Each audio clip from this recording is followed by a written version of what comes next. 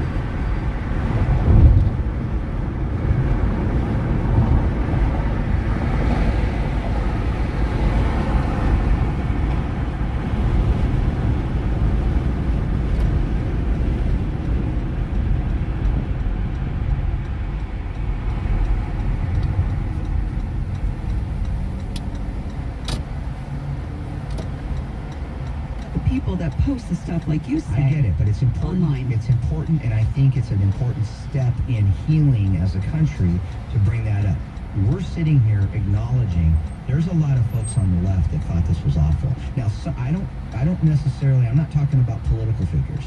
I'm not talking about those people. You're going to talk about what happened on the House floor yesterday. No, I mean, we can That talk was- about that. That was pure disgusting. Yeah, it really was. I want to air this sound from Yeah. the president, though, from the Oval Office last night. You know, he spoke for about 5 minutes. This is like a 2-ish minutes of what he had to say, and I edited it down a bit. Okay. But you kind of get the point here of what he's talking about, and that is that when you get mad, when you get angry, don't get violent. It's a long past time for all Americans and the media to confront the fact that violence and murder are the tragic consequence of demonizing those with whom you disagree day after day, year after year, in the most hateful and despicable way possible. For years, those on the radical left have compared wonderful Americans like Charlie to Nazis and the world's worst mass murderers and criminals. This kind of rhetoric is directly responsible for the terrorism that we're seeing in our country today, and it must stop right now. From the attack on my life in Butler, Pennsylvania last year, which killed a husband and father, to the attacks on ICE agents, to the vicious murder of a healthcare executive in the streets of New York, to the shooting of House Majority Leader Steve Scalise and 3 others, radical left political violence has hurt too many innocent people and taken too many lives. Tonight, I ask all Americans to commit themselves to the American values for which Charlie Kirk lived and died. The values of free speech, citizenship, the rule of law, and the patriotic devotion and love of God. Charlie was the best of America, and the monster who attacked him was attacking our whole country. An assassin tried to silence him with a bullet, but he failed, because together we will ensure that his voice, his message, and his legacy will live on for countless generations to come. Today, because of this heinous act, Charlie's voice has become bigger and grander than ever before, and it's not even close. That's the thing. That's what I was saying. You know, it's to try to shut you up. Silence you is the term that the president used. I think that it's probably a nicer term than what I used. Yeah. And he's right about that. And when you do something like this, you need to understand that it doesn't silence people. It makes more people come and speak up. You're trying to scare people, but in doing that, the voice just gets louder. Yeah, I think obviously there's going to be a martyrdom component of this for Charlie, and I think Charlie's image and Charlie's work and his videos, obviously we're not getting any more out of Charlie, but the videos that are out there, and there are many. I know my wife and I sat last night on the couch, turned off the TV, and just scrolled through them. We just did. And I'm sure millions of people across the country did. And I'm sure people who've never even heard of Charlie Kirk looked at videos last night and thought, oh, maybe let's take a look at this. That's right. And so that, my daughter, Lauren, she's the managing editor at the Collegian newspaper at Fresno State. And she had a tough day yesterday, as all the kids did there. And Sure. Because they were, now my daughter moves a little to the left, and she she's not a fan of Charlie Kirk. She thinks she's critical. She was critical of him. She's one of those kids that would, maybe get in, I don't know if she would argue with him, but she would watch that and definitely report on it. And she told me last night she had a tough day, and she got home because they had to push through. She learned a tough lesson in journalism yesterday, which is, I'm really upset because we're all human beings at the end of the day. We're going to get into some 9/11 stories later about that, but because we both work in the media. But she had to push through, and she learned to just go home with her roommate. And she goes, Dad, I wasn't even a real big fan of his, but this is just heartbreaking to me. I didn't want to see him like that. And she watched the video. And her friends at the Collegian watched the video, and then they wrote an article about it. And it was a tough day for her. And I think a lot of people, there's going to be those hardcore people that just fought with him and they wanted to fight with him. But I think even the people that might be politically different than Charlie are truly shocked and hurt by this too. Well, it is, at the beginning of the show, I called it like political terrorism. But it is, and what your daughter learned yesterday was, and I can totally relate to the wanting to go home, curl up in bed, or hide in a corner. Yeah. Because it is a lot. And those are the emotions and feelings I experienced personally on 9/11. Yeah. And it's an attack on America's freedom of speech, right? John has this line, "You are entitled to your own stupid opinion, just like me." Yeah, exactly. We are all allowed to say what we think.